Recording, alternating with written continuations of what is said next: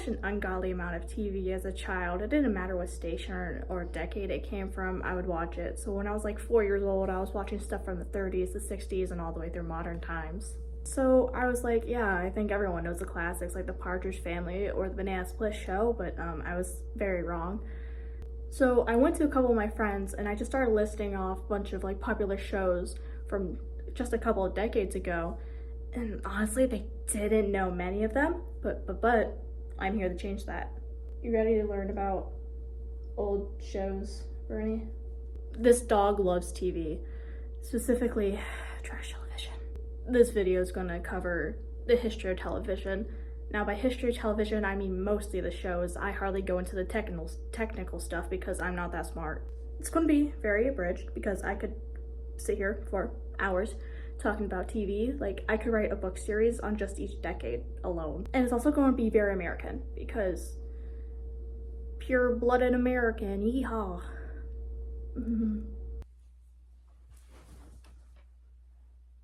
I mean, at my core, I'm nothing but a filthy theater kid. The bob I had in middle school would really be coming in clutch right now because we're talking about the roaring 20s. Time for bootleg beer, flappers, and of course, the introduction of something that will change the course of the world, history, whatever. It's television. I'm talking about television. The television was first revealed on September 7th, 1927. It was by Philo Farnsworth. Sorta.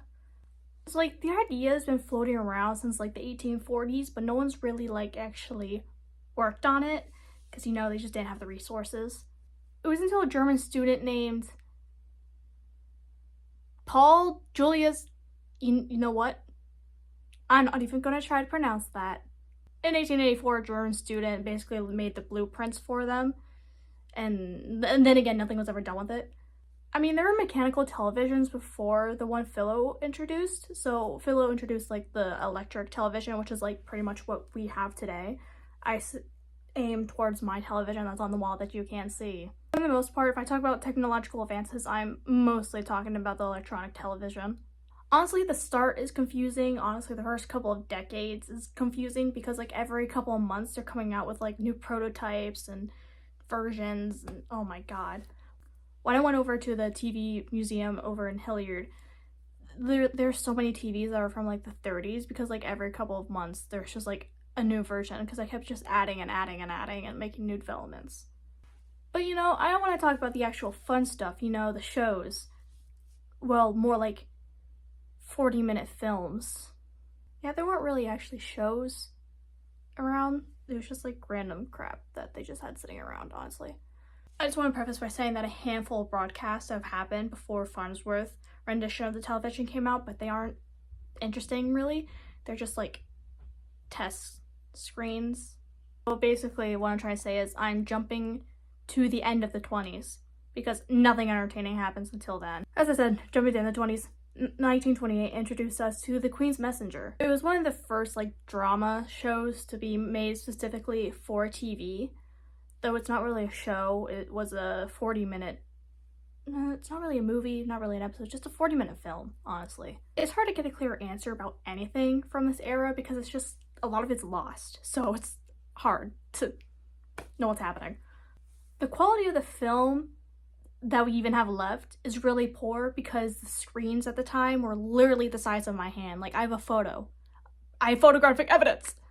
Honestly, most of the stuff aired in the 20s were moreover just test. Like, the one of the broadcasts that like basically were the blueprints for regular broadcasting, basically was the first regular broadcast, was them just filming a Felix the Cat doll because the way they had to light up the camera, the lights were so intense, it was too hot for any person to actually stand there. So they just used a Felix the Cat doll because Felix the Cat, he's black and white, it's going to show up pretty well. And yeah, that's sort of why so many early cartoon characters are just like black and white blobs, because it was easy to see where the lines ended. Not much has changed from the 20s to the 30s, except depression. Yay. Electronic television started to become more, you know, common. To wealthy people, I mean. But the screens, they're starting to progress past the size of my hand. Yay. People in the 30s really liked their soap operas, like that was basically all they consumed. And most of it was still on the radio. I don't remember exactly what decade it was, but I know that the TV, it would be silent or whatever, so they would just have the film on the TV, of course. And then they would have their radio up next to it, and then it would just, so the radio would give them audio, and then TV would give them visuals. I forget what it's called, though.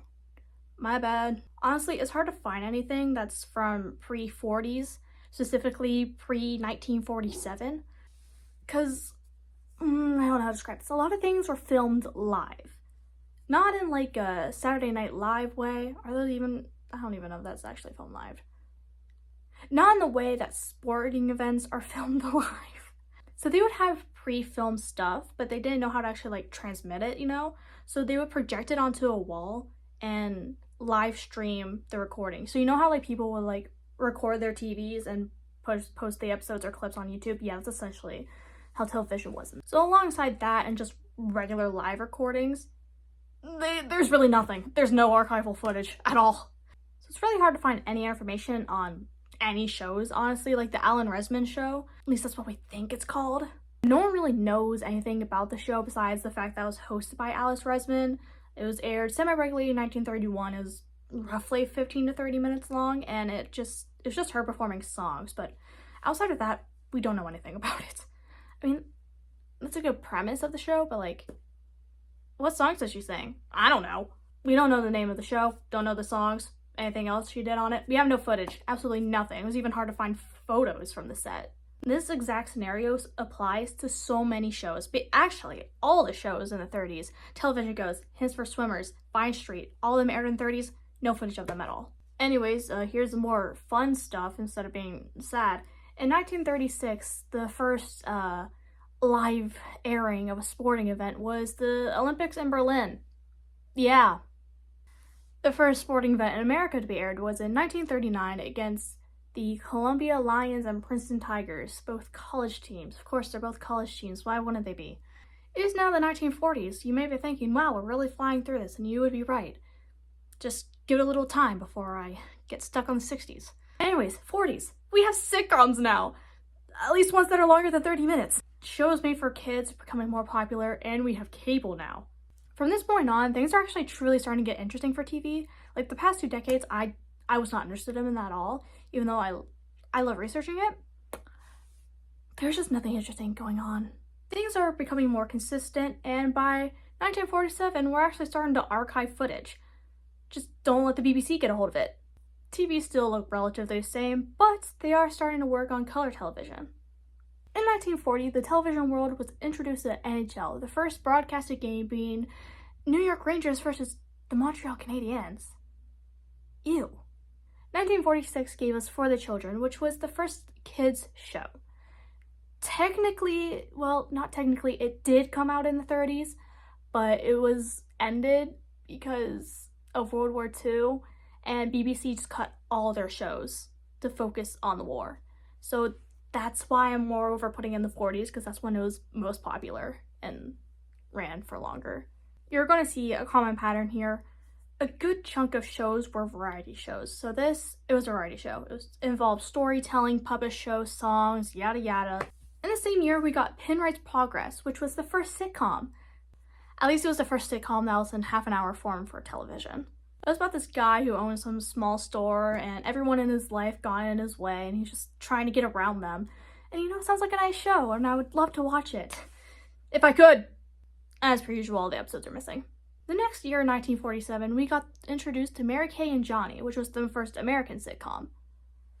Wait, Pinpoint Progress is British. Maybe I'm glad it is lost. I'm sorry, Davy Jones. It's actually the first sitcom to show a couple sleeping in the same bed. How scandalous. And a pregnant woman? Oh my. Clutching your pearls, are we, grannies? It's about a bank employee and how they describe it his zany but not dumb wife. Let it be known that the actors are playing themselves. This is a real-life couple. People like to say it's a model television show, and it has so many tropes that we still see to this day. We have one episode of the show available, but it's in the Paley Center for Media. All the rest were destroyed by CBS or thrown into the New York Harbor. They don't even know how many episodes this show has. Its own creator dumped it into the harbor. Who wants to go scuba diving with me? 1948 gave us the Ed Sullivan Show, which was a weekly entertainment variety type of show that had many iconic musicians making appearances. actors, comedians, blah, blah, blah. Though this is a 40s show, I'll get more into it in the 60s section. You can probably assume why. As I said, the variety show format is extremely popular, even now. An ungodly amount of variety shows. We don't need more! It's just one of those things that'll never go away, like a Twinkie or a cockroach. 1949 gave us one of my favorite shows. The Lone Ranger. The Lone Ranger has many issues, as most shows do during the 20s through, honestly, it's through now still. Anyways, Lone Ranger became popular in pop culture due to the titular character's values such as courage and independence and just doing what's right, while he goes on intense adventures with his best friend Tonto. Now I want to talk about Tonto's name real quick, because in Spanish-speaking countries, they changed his name to Toro or Ponto because Tonto means stupid or ignorant in Spanish. Now the person who made Tonto and named him that, he frequently went up to this ranch in like northern Michigan, and there is a native tribe located around there, and in their language, Tonto translated roughly to Wild One, which I feel like fits Tonto's character pretty well. Yeah, the native rep in the show. The treatment. Highly questionable, to put it lightly. But yeah, let's talk about the show. So this guy named John Reed, no, not Elton's John, former lover and manager, was in this gang and it got ambushed by another gang, and he was the lone survivor. So some native guy just coming along on his horse, and he's like, oh, there's a guy dying, I should probably go help him. So he goes over, nurses him back to health, and he realizes that this guy's wearing some necklace that he gave away when he was younger to the guy who saved him. And he's like, oh, dang, this is the guy who saved me. Slay. So once they realize all that, John's like, okay, you're gonna be the only one who knows my identity besides this random old guy that I used to know. No one else is gonna know who I am. I'm forever gonna be no one, basically. He's not gonna be no one. He's gonna be the Lone Ranger. Basically, he's gonna do all he can do to fight crime with minimal violence, which is really funny considering his signature is literally silver bullets, but I'll get to that. Ranger has his dead brother's jacket, and he asks Tonto to make him a mask out of it. Tonto makes Ranger a mask out of said jacket, and they head off. Tonto has a horse named Scout, and in the second episode, Ranger finds his horse Silver, alongside the silver bullets that become his signature item. The 50s, the decade that introduced the world to Mickey Dolenz. It was supposed to cut to me interviewing Mickey here, but the only reason why I don't have it is because he was on tour. His publicist said it sounded like a good idea and my questions were good. He's gonna do it because he was busy. I could have interviewed George Michael Dolenz Jr.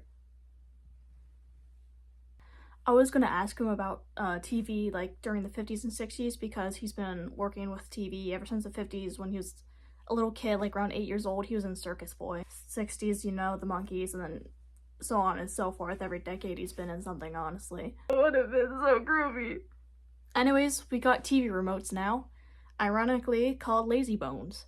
It was connected to a TV by a wire, and you would just turn the dial, and somehow there's a little mechanic in it that would turn the dial on the TV.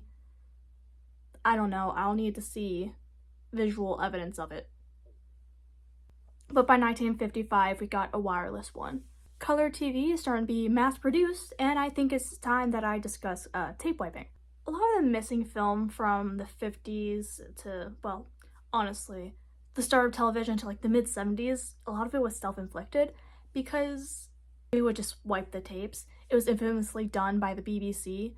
That's why there's so much of Doctor Who missing and why you can't watch most of the early episodes. Tape wiping, basically, is just taking film, wiping it clean, reusing it. It happened a lot with movies and early on shows. After they're done airing, they would just wipe it and use it for something else because it was expensive. Really expensive. It was also just like moreover just hard to preserve because it would just like erode. But you know, they had faults as long as they weren't catching on fire multiple times, spreading over multiple studios. Also during like World War II, they would melt the wheels holding them together to get the silver or iron or whatever they used. I don't know, I'm not that smart. Anyways, I'm actually going to talk about shows now, which in 1950 introduced us to made-for-TV cartoons. Now you may be thinking, but Kay, cartoons were all long before this. Looney Tunes, Tom and Jerry, Felix the Cat, well, you would be right, my dear viewer. But those were made specifically to be shown in movie theaters, not on TVs. We didn't get a cartoon series specifically made for TV until 1948 when Crusader Rabbit was test marketed and then eventually released in 1950. Of course, there's been like little shorts here and there made throughout the past few decades, but it's not a full-on show, just random shorts. Anyways, what's Crusader Rabbit even about? Well, it's about a rabbit and a tiger going on wacky adventures. Crazy, I know. Nothing ever has plot around here.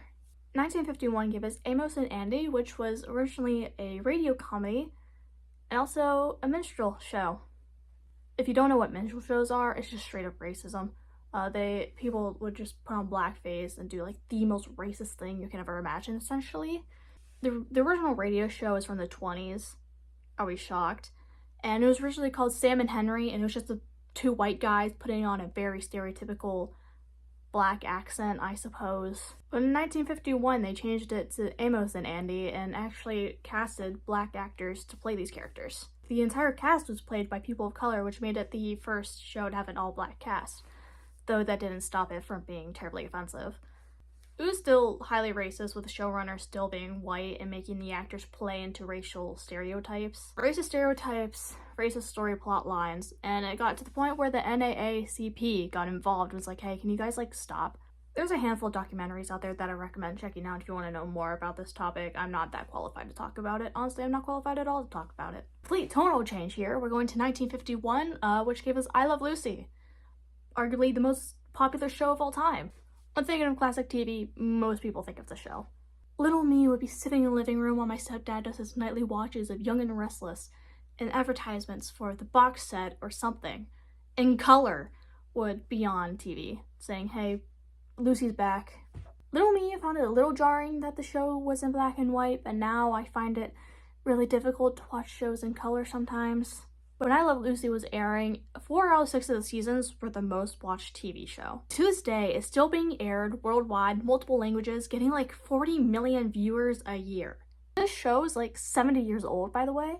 It was the first show to be filmed in front of a live audience, first show to have an ensemble cast, it won 5 Emmys, and was nominated and honored for so many more. This show is about Lucy Ricardo and her bandleader husband, Ricky, and her friends, and Lucy strive to become a star despite having no talents at all as a performer. And of course, all the wacky sitcom scenarios her and her friends get into. 1955 gave us Gunsmoke, which I don't think my dog likes that show. She was barking at it. I don't think she likes horses. This show ran for 20 years and got 20 seasons. They aren't short seasons at all. It's so interesting to look at older shows and compare them to modern shows and just see how much shorter newer shows are when they have a better budget and better resources. In the earlier days, a show could run for 5 years and get 20 plus episodes each year, and now we're lucky to even get 2 seasons with more than 8 episodes in a show that's been running for the same amount of time. Sorry, Gunsmoke, we're taking a detour. So you may have noticed that shows over the past few years have been getting shorter and shorter while taking a longer production time. This can really be chalked up to wanting to save money and also have the highest quality they can get instead of just rushing through it all. Shorter amount of episodes and shorter episodes in general works better for streaming services because if you look at it, if you're going to see a long show, it's really daunting and you're scared to get into it. But if you see a shorter show, you're like, oh, I can easily watch that in a weekend. But let's face it, companies just want money. So if they notice that people aren't watching longer shows, they're just going to make shorter shows. Not to mention, our attention spans are just depleting over the past few years. Anyways, back to Gunsmoke. You probably already know, but it's about a cowboy that tries to prevent crime and lawlessness in Dodge City, Kansas, back when the American settlement in the West was happening. In the 1870s, it was incredibly popular for being a relatively good portrayal of the moral complexities and the harsh realities of living in the Wild West. For a really long time, it was the longest running primetime action show to be airing until Law & Order Special Victims Unit got its 21st season. 1956. It's great, it's terrific, it's the best show on earth, it's Circus Boy. I just had to talk about this show because before becoming a star in the Monkees, Mickey starred as the main character, Corky Wallace, and Circus Boy. And fun fact, at this time, Mickey was credited as Mickey Braddock, Mickey spelled with an E, because they didn't want him to get mistaken for his dad, George Dolans Sr. Yes, my boy, George Michael Dolans Jr. is a Nepo baby. Circus Boy is about a boy named Corky, and now his parents died in a high-wire accident, so he was adopted by the circus.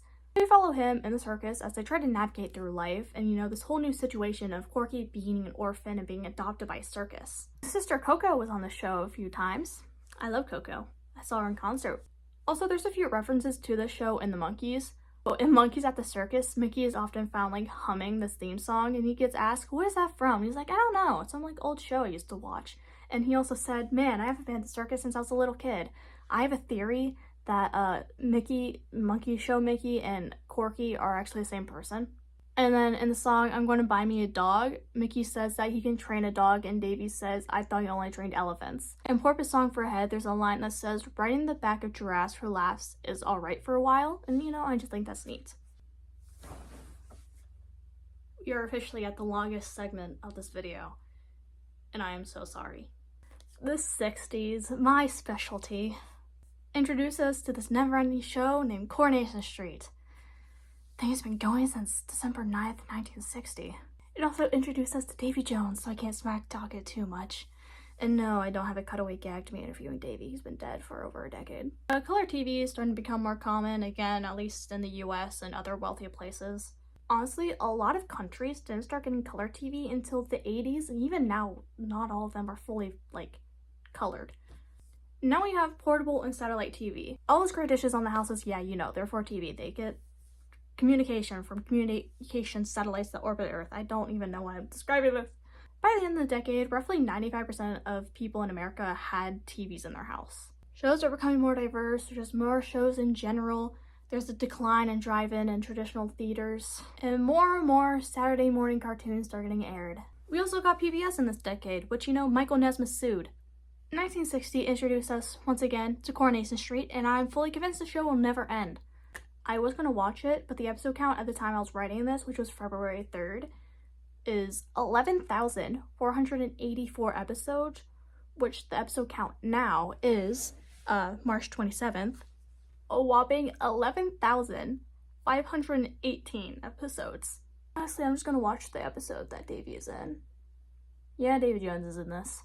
There's no plot, it's just pure insanity, like a typical never-ending soap opera. There's murder, romance, family drama, typical soap opera stuff. The same year we got the Flintstones, which apparently this was the first cartoon to show a pregnant woman. Scandalous, I guess. It was also the first animated show to be aired on primetime TV and laid the groundwork for future animated sitcoms. It followed two families, the Flintstones and the Rebels, in the Stone Age, and I'm gonna be honest, younger me thought that Barney was Fred's kid and so was Bam Bam, and then Betty was just Barney's girlfriend. He was short, okay? Anyway, this show draws its humor from anachronism, which is just chronological inconsistencies with technology and all that other crap. Which is why we see modern, and by modern I mean 50s technology in the show. 2 years later, in 1962, we get the Jetsons, which is essentially just the Flintstones, but 100 years past 1962, so into 2062. This show's iconic for its influence on retrofuturism, though it wasn't actually that popular when it first started airing. It wasn't until it got reruns that it got popular, and then they started making another season for it in the 80s for some reason. And essentially just the Flintstones, but in the future. 1964. You remember that show I was talking about in the 40s? I'm gonna come back to that later. Yeah, it's time to talk about that again. The Ed Sullivan Show. February 9th, 1964. The world was changed forever when the Americans were introduced to Davy Jones through his performance of "I'd Do Anything" from the Broadway show Oliver, which he played the Artful Dodger in. Historical episode! Oh, it also introduced the American audience to the Beatles that night too, so I say while wearing a Beatles shirt. Davy was 19 doing this, and I'm 18 doing a high school production of Seussical. Where did I go wrong? The same year, another variety show appeared, it being called Shindig, but it just focused on music. Shindig was a short notice replacement for Who Nanny, a show that started in 1963 that mostly focused on folk music, and you guessed it, Davy was also on Shindig. He was really just making his rounds. Mamas and Papas were also on it performing California Dreamin', which made them pop off. There's been so many variety shows and music variety shows since the beginning of TV, because it's just one of those things. Honestly, this is all for all variety TV. It can easily just shift with the times because they're not stuck on one topic. I'm really glad these shows have been found because there's been so many big named musical artists to go on those shows. Beach Boys, Beatles, Rolling Stones, Davy Jones, Ronettes, Jerry Lee Lewis. Dude, I could go on and on, the roster was stacked. This show helped so many artists and bands gain stardom and boost their careers. 1966, I think you know what I'm going to talk about now. Surprisingly, this is not going to be a very long segment because I keep bringing them up later, but it's the Monkees. You know how I keep bringing up cutaway gags? I've said it twice. Well, the Monkees helped popularize it. So you can thank them for giving Family Guy all their ideas. The creators of the show, Bob Rothelson and Bert Schneider, my sworn enemies, wanted to use experimental filming and editing styles. Jump cuts, improv, breaking the fourth wall, so much more. They were actually the first sitcom to stop using the laugh track, which was like halfway through season 2, and I didn't even notice it because like I've learned to just block out the laugh track. I've watched the show too many times. It was one of the most unique shows of the time, and honestly, it still stands to this day. The topical jokes that they made at the time are oddly still topical to this day, because we're just truly reverting back to, yeah. Anyways, amid all the chaos, it was honestly heartwarming at times, like Michael's speech to Peter and the Devil and Peter Tork. Oh my god, and they said they hated each other. I think they're liars. Fast-paced editing and the constant action really helped hold people's attention. They were truly the original brain rot. Many shows, and even just a few years later, use this show as like their main inspiration. Let it be known, Big Time Rush, their main inspiration was the Monkees. As you know, I could yap about this subject forever, which I quite literally am because I'm making a really long video summarizing the entire franchise that I've been working on since like June or July. 1967, the first Super Bowl. 1968 gave us the Banana Splits, which was one of the first shows I remember watching. God, the theme song was so iconic. I just remember sitting at my grandparents' house watching Boomerang while reading Curious George books while sitting on this random toy bike. Everyone's know the Fisher-Price Smart Cycle bike. Anyways, this show is about 4 costume animals and their adventures as a band. And this is just younger me's Monkees, which the show did in fact take inspiration from the Monkees, if you couldn't tell. So it follows the leader Fleagle the Beagle, who's on guitar and vocals, Bingo the Gorilla on drums and vocals, Drooper the Lion on bass and vocals, and Snorky the Elephant on keyboards and effects. Yeah. Fun fact, a lot of season 2 was filmed in Cincy at like Six Flags and Coney Island. The same year gave us Rowan and Martin's Laugh-In, which I love this show. I got into it because Davey had a solo episode on this. Mickey, Davey, and Michael were on it together. Ruth was in an episode of the Monkees. Joanne was in Head for like 4 seconds. There's so many connections, I can just keep going. Ringo was also on this show. And you know who the show introduced us to? Tiny Tim. It was the first laugh-in comedy variety show, and honestly, it also feels like brain rot. And you can really tell what era this was from. You can really tell it's the mod era, and you know, good or bad, take it as you will. It was such a flower child show that they had a whole episode about the FBI, just crapping on it. People were writing letters to the FBI complaining about it. So basically, everything I get interested in ends up being like hated by the FBI. First the Monkees, they got investigated by the FBI, and now the Laugh-In being hated by them.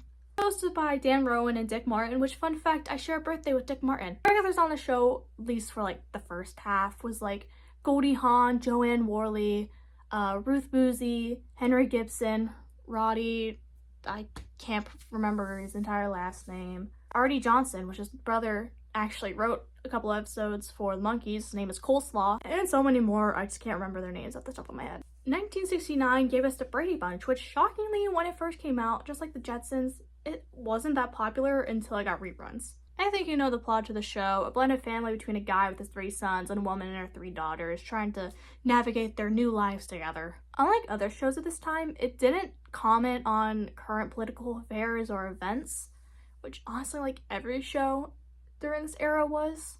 Like, a lot of shows at this time talked about the Vietnam War in some way, but they just didn't. Iconic show intro though, I'm sure you know what it looks like, but it was also showing off a new filming technique, which was multi-dynamic image, which is just having multiple moving panels on the screen at once. Also, Davy Jones has an episode in the show. Let it be known that this episode is one of the most well-received and popular episodes in TV history. Him, Peter, and Mickey were also in the 1990s Tiracle movie. Same year, Scooby-Doo. I think you know what's about. I think you know the legacy, so I'm not going to talk about it exactly. I'm going to talk about how many ripoffs its own studio made. I get that you guys found gold, but Jesus Christ, we did not need that many shows. Same premise. There's like 13. I'm going to list them off, and for some reason, a lot of them had to deal with bands. So we have Josie and the Pussycats, Josie and the Pussycats in Space, The Funky Phantom, The Amazing Chan and the Chan Clan, Butch Cassidy and the Sundance Kids, which Mickey voiced Wally on this, and no, not to be confused with the outlaw Butch Cassidy and his gang of kids, also called the Sundance Kids. Goober and the Ghost Chasers, Speed Buggy, Super Friends, which is just a bunch of Marvel characters, Clue Club, Jabberjaw, which why is the giant shark a drummer, Captain Caveman and the Teen Angels, and probably not lastly, the Buford Files. I know I need to stop talking about the 60s, but there's like 2 things left. This being Sesame Street. Again, I don't need to go into the legacy and how important it is. You already know.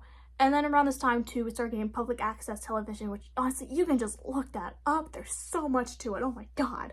We're in the 70s now. Are you happy? During this decade, we started to get more and more shows that covered, like, more adult topics, pushing what's acceptable to talk about, such as, like, drugs and sex. People were getting really concerned about TV, so the government was, like, stepping in and having, like, all these hearings about all these different shows. Who cares, FBI? Leave me alone! We're also starting to see more people of color actors and also just shows revolving around them. The screens were also getting bigger. 1970, this show came on after the Monkees would be airing on Access TV over the summer, and I would turn the TV off every time. Sorry, Partridge Family. The show is about a widowed mother with her 5 kids, and they start a band, and then they buy a van and travel around the world. Not the world, but US, just performing. The fictional band was inspired by the Cowsills, which were also just a band family that traveled around. I don't know anymore. Originally, they wanted the kids from the actual Cowsills to be actors for the show, but they never had any acting experience, and also they're just too old for the roles, I guess. They're what people think the Monkees are, just a bunch of people that can't play their instruments. Well, the Monkees can. No, the people on this show, they weren't allowed to play their own instruments. They weren't even allowed to sing. There was only 2 people that were allowed to. A fun fact, the pilot episode, they lived in Ohio. It was never really a super popular show, mostly being popular with, like, younger kids around 10. It didn't really get popular until, like, probably the 90s when people were like, oh my god, the mod lifestyle. 1972 gave us one of the most popular shows of all time, that being MASH. It's one of the most popular and well-received and respected shows of all time, and it takes place in South Korea during the Korean War, and it follows the medical staff and the antics them and their patients get into. The show stood out due to the fact that they really developed their characters, unlike other sitcoms. This was being released during the Vietnam War, so this show is just full of anti-war messages, so I wonder if it was ever investigated by the FBI. When other shows were set or released during the Vietnam War, they didn't really... Well, they talked about it, but they didn't give it the seriousness that it deserved. They moreover turned it into jokes and tried to distract people from, you know, what's happening, but MASH made you, like, actually pay attention and be aware of what's happening while still, you know, joking, because they're also trying to help get people through this hard time. It's a timeless show in a really sad way. 1973 gave us Schoolhouse Rock, and I think we all know the Bill song. We've probably been played it in like 5th grade. This show consisted of a 3-minute quick song that would play during like commercial breaks. They were educational and would go along with stuff that people would learn at school. Next year, 1974, gave us Hong Kong Phooey, which I remember watching this one a lot at my grandparents' house on Boomerang. It remained popular so long due to the main character, Hong Kong Phooey, being a charming character and the comedy holding out for years to come. The show's about a dog named Hong Kong Phooey and his secret life as a crime-fighting martial artist. His alter ego is a school janitor.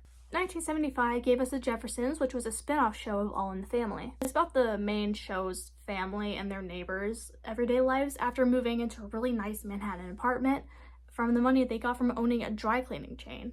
This show was the first one to revolve around a black family where, like, the main plot line essentially was just them struggling financially.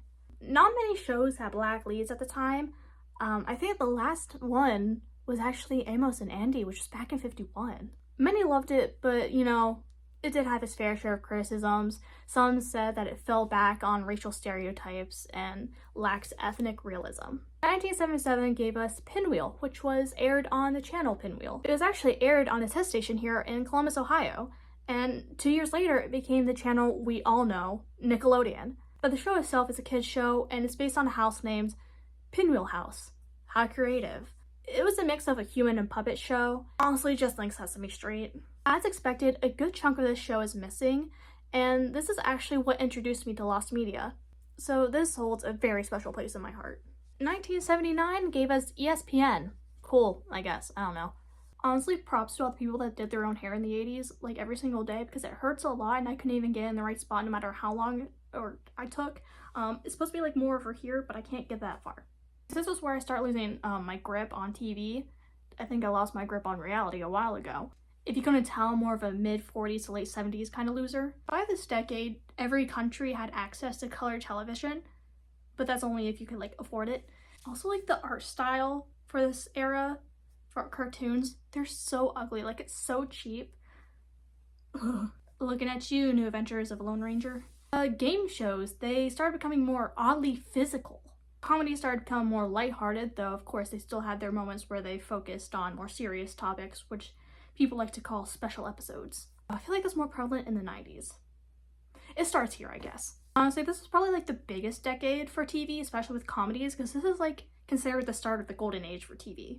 There was also a Monkeys reboot this decade. Didn't go well. It actually didn't air, or at least it aired only once, because it went over so poorly, people hated it. Basically Monkeys, but if you put it in the 80s, they had 4 new people. I watched a little bit of it. Music is definitely something. I just felt like the actors just didn't have any chemistry. Of course it's going to take time to build that up, but like with the Monkeys, when they started, you honestly felt the chemistry straight away. It's a little awkward, but they got there. The acting in general, just eh.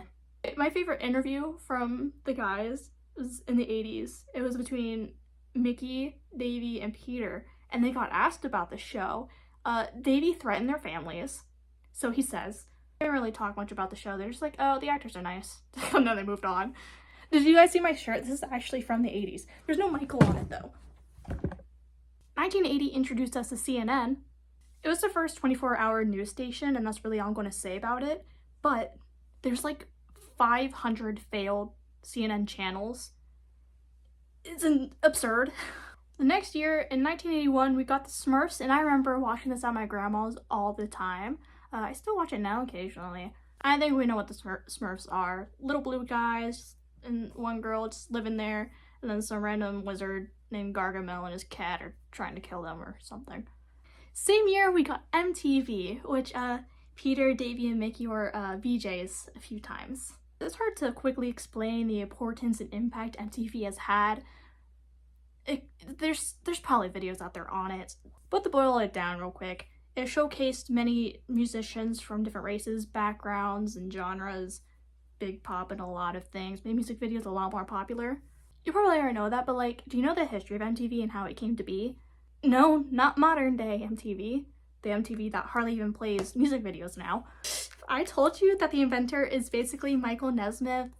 Would you believe me? So back in 77, Michael really wanted to, like, hype up and push out his song Rio, and instead of just making a little clip of him singing it and sending it to the studio, he made a full-on music video. Context for Michael: he's a director and a producer and an actor and a singer. That wasn't obvious. Like, this was a few years before music videos got really popular. They say that this is like the first true music video. Like, of course the Beatles had a few music videos, but if you compare like the Help music video compared to Rio, I think you know which is more entertaining at the music video.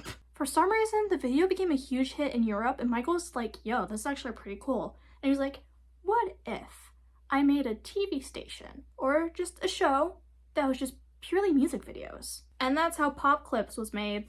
Pop Clips started off as a show that just played purely music. It was aired on Nickelodeon, and after a year or so, Michael sold it. Honestly, that was the plan from the start. Then some guy, I forget his name, he basically stole it from Michael, because they were like, hey, we really like this idea. Why don't we make it a channel? And Michael's like, I don't want to work with you guys. You guys suck. He said it was too corporate and soulless, and the people working on it he hated them. That's how we got MTV, without Michael actually working on it. And if I said that a year after MTV first aired, that Michael Nesmith won a Grammy, the first ever Grammy, for the best music video for Elephant Parts, would you believe me? That didn't make any sense, but apologies for a long Michael rant. Actually, I'm not sorry. Moving on. We're jumping up to 1984.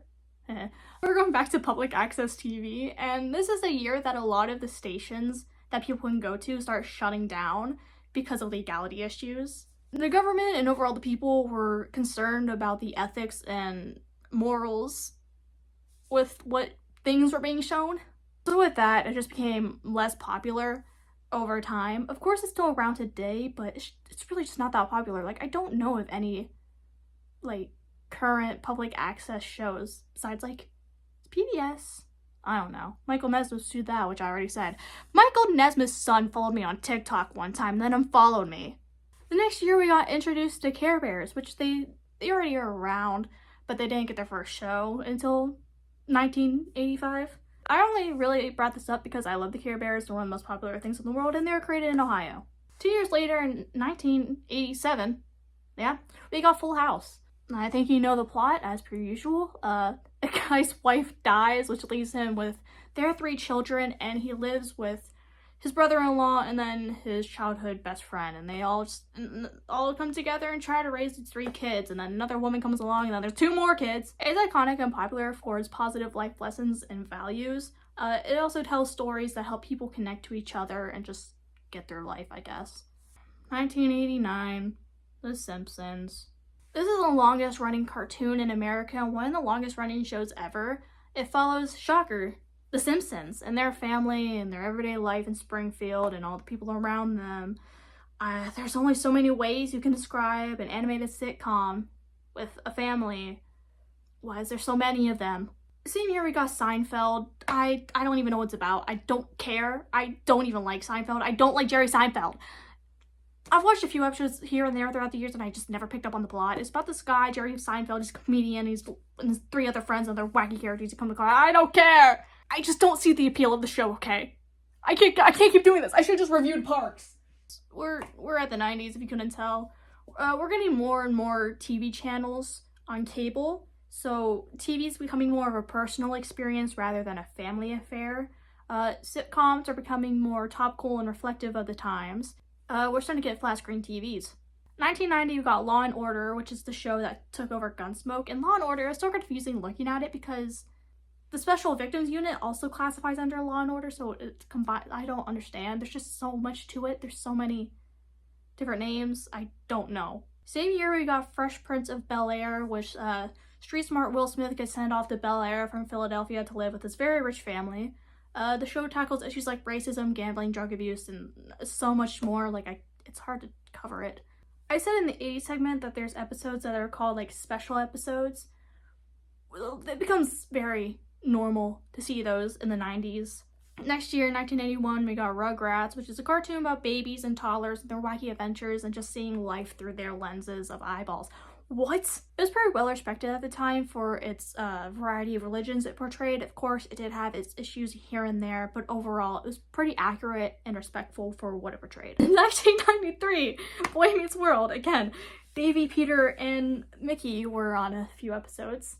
This show follows Corey Matthews and his friends throughout junior high and the rest of high school. It tackles heavy subjects like most shows do at this point.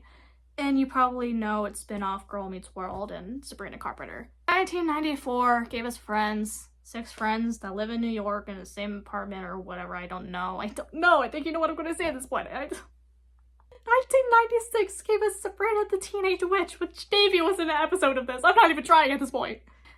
It's about a teenage girl who finds out she's a witch and has magical abilities, and she has to figure out how to control it while also navigating, high school and balancing her human and witch life. She also has a sexist and misogynistic cat that she has to keep correcting. This show originally was a comic that was made in the 70s, and it was an adaptation of an Archie comic of the same name. If you remember Josie and the Pussycats from earlier, it's from the same universe, and no, I'm not talking about Riverdale.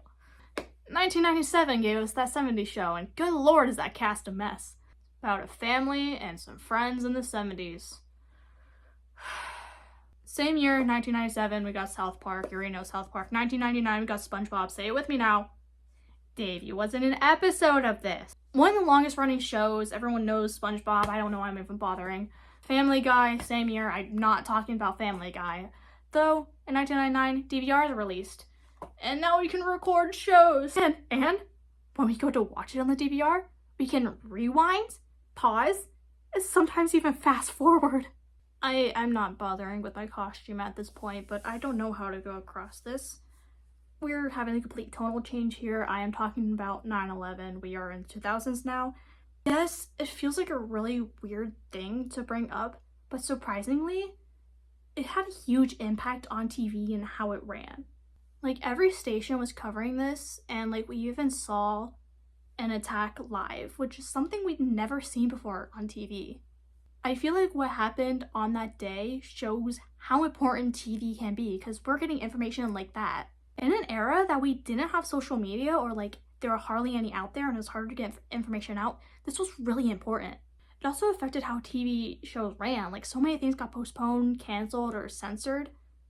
Nobody really wanted to be funny. Channels just straight up stopped showing their content and stopped all commercials just to show constant live footage of this tragedy. And we haven't seen something like this since the assassination of JFK. It was a really dark time for America, of course, and you can really see it if you go back and look at episodes or shows from around that time. If you watch an American show around that time, there's a good chance you can find episodes about 9/11 itself or first responders. Hell, editors even went back to previous episodes and edited out anything that had to deal with like terrorism or anything of that sort. References to the Twin Towers, planes hitting towers, any terrorism, gone. Like, there was an episode of Friends that they either had to cancel or edit out a joke because they were at an airport, and I think it was Ross made a joke about having a bomb. So like, just jokes like that, even if they're just like one-liners, like whole episodes could be canceled. 9/11's impact on TV is insane. I really only scratched the surface of it, and I don't really know how to transition to the next topic. So I'm just gonna talk about the popular shows of the time after all of this. This is more of late 2000s, but I assume you guys probably already know all the popular shows from this era. You probably don't watch some of them, like Gossip Girl, Toe Drum Island, Breaking Bad, Glee, Community. Do I even need to go in depth here? I don't know if it's my inner boomer coming out here, but I feel like there's nothing happening like major in the TV landscape within the 2000s. I may be out of touch, but I'm not out of time. Really, the only difference in TV I noticed is the boom of trash television, which my dog is obsessed with. So the whole reason why we have a big boom in trash television is because the writer's strike in like 2007 or 2008, we were losing writers. People still wanted to make shows, so they realized that, hey, we don't need writers when it comes to reality television. So with all these writers being gone, so much trash television was made. That's how TLC pretty much became TLC. Thanks a lot, writer's strike. Really ruined television. I'm sorry, they had a valid reason to do all that. Clumping the 2010s and the 2020s together because we've lived through it, we've experienced, we've watched it, we honestly know what it is, and all I can describe it as is brain rot. Plus, I don't really know anything about modern TV. My brain works in black and white at this point. Like, I've hardly even watched TV. Really, the only thing I watch is HGTV, Don't Ask Questions, and the sports networks. Like, I don't even watch TV just to watch TV anymore. Just going on, scrolling, just trying to find something. The last time I actually used my TV outside of like sports stuff is to watch the Monkeys during the summer. And that's because I already knew it was going to be on. Listen, I watch TV shows that are older than my grandparents.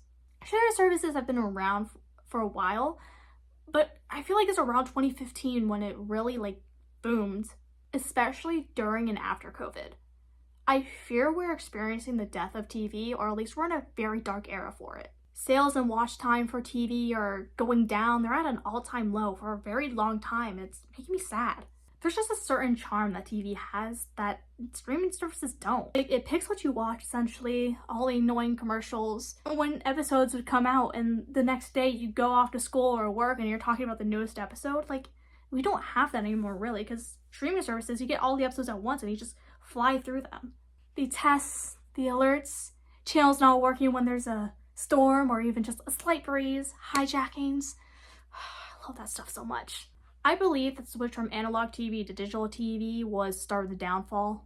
There's a great video on this topic, and honestly, I inspired this entire video, so if I remember, I'll link it down in the description. I swear I wasn't trying to connect everything back to the monkeys on purpose. That sort of just happened because they were everywhere. Anyways, there is a lot more things I could have covered, considering I only covered American media for the most part, but I just did not have time.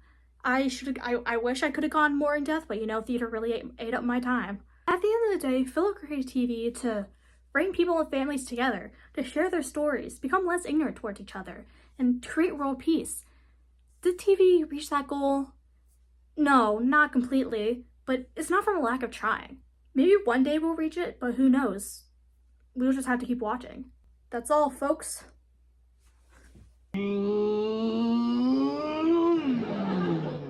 Chew carefully. How you gonna be president if you don't chew carefully? I don't want to be president. Shh, don't talk with your mouth full. Man, I'm telling you, we have been conned. They don't even want her to leave anymore. They're getting to be just like her. It's only been 3 days, and just look at him. Look at him. You're right, this is no life for us. It's no life for Millie either. We've got to find a way out of this.